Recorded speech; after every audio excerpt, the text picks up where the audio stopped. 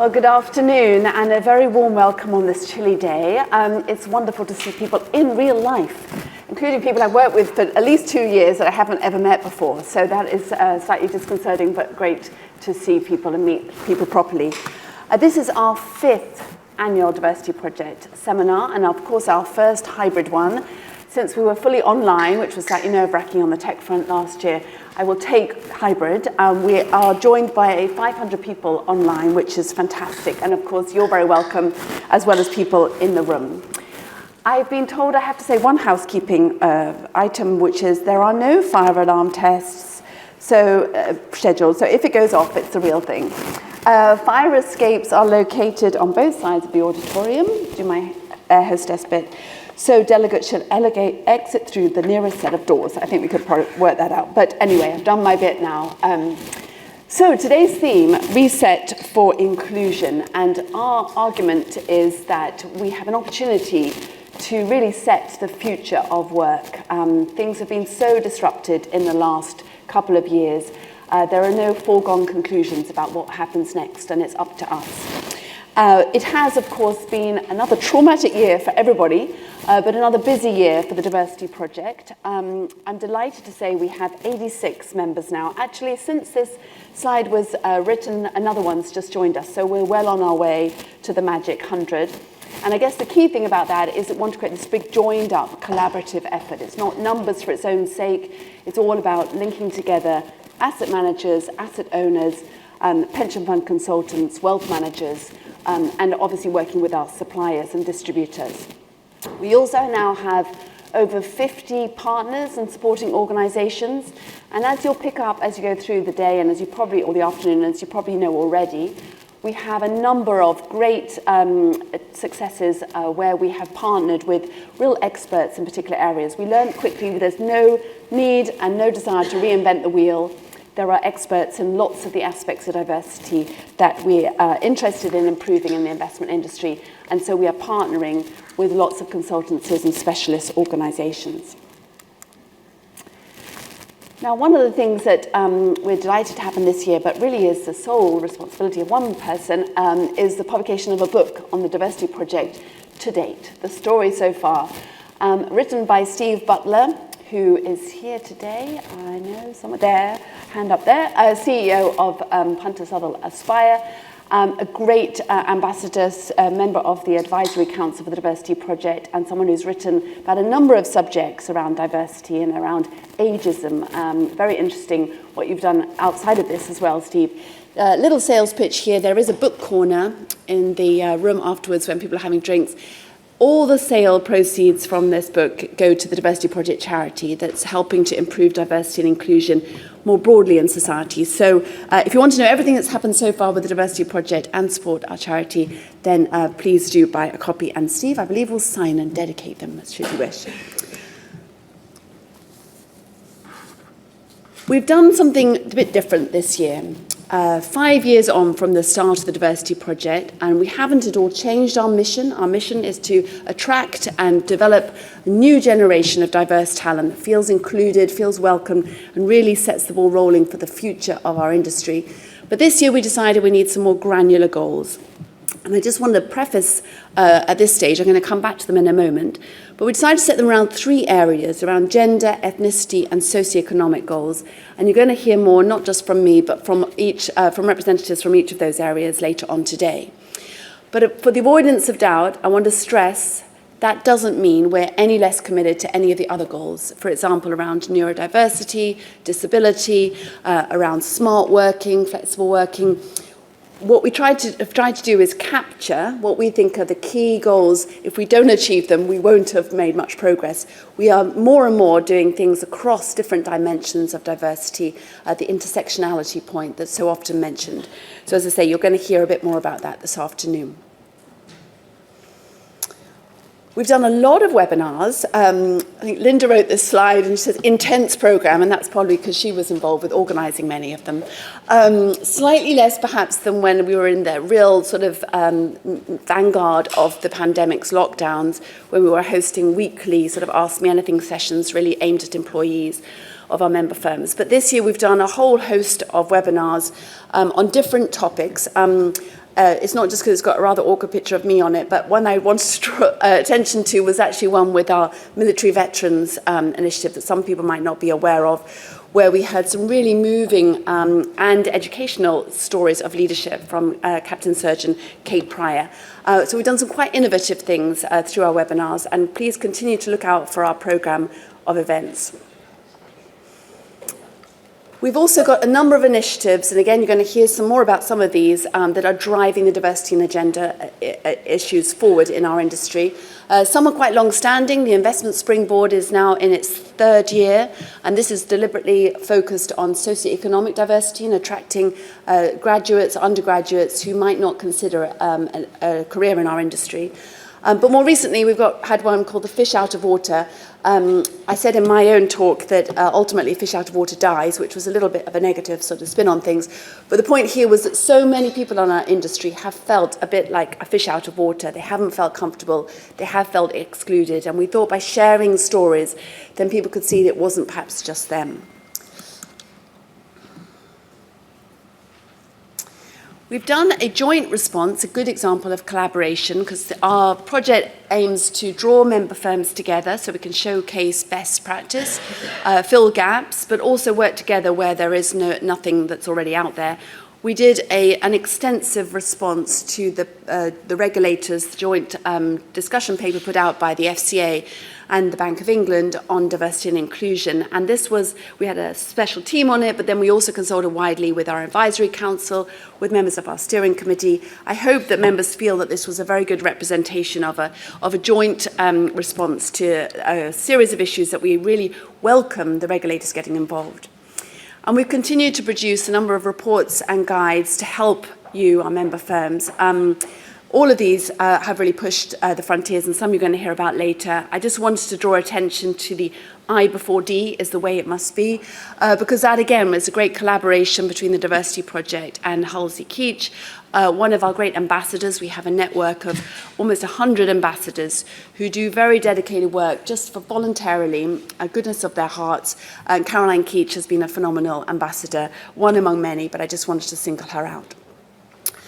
Now, one person who has provided, as somebody put it the other day, the glue to a lot of this activity, and who's really kept the show on the road many times when I think lesser bodies like myself might have wavered, is Jane Welsh. So Jane has been with was one of the co-founders of the Diversity Project. She originally was working, not originally, but we first got to know each other when you were at Willis Towers Watson, and has done so many aspects of the behind the scenes, but also led projects. Like she and Julia Hobart from Oliver Wyman have led a big project into the need to upgrade line management skills in our industry. Really valuable work. Jane has decided that 5+ years is enough as the project manager. She's moved to her home in the north of England, and we've welcomed you, obviously valued your contributions both before and after that. You've made a phenomenal success of it all, Jane. We want to do a couple of things. Well, first of all, I want to announce so that we continue to honour and involve Jane, who will stay on our board. We have a board for the company around the Diversity Project, so we're glad you're going to stay on that as a director, Jane. But we're going to have a new scholarship called the Jane Welsh Scholarship that we will start in January of next year. It'll be an annual prize, £1,000 and work experience and mentoring to someone 25 and under who writes the best essay, and I use that description loosely because I know essays these days can be videos and all sorts of exciting things, on a subject that obviously we think will help further diversity and inclusion in the investment industry. Our proposed title for the first essay will be, how can the investment industry attract more geographically diverse talent? And we would like Jane to be on the judging panel and to present the prize each year. Obviously, it's not a lifelong commitment, it's not a prison sentence, but we will call it the Jane Welsh Scholarship, even if you decide, enough is enough finally. But so we will not be forgetting you, Jane, and we hope that you are pleased that we will be doing that. I did also want to give you something to take away today, so please come up just for a little token of our thanks.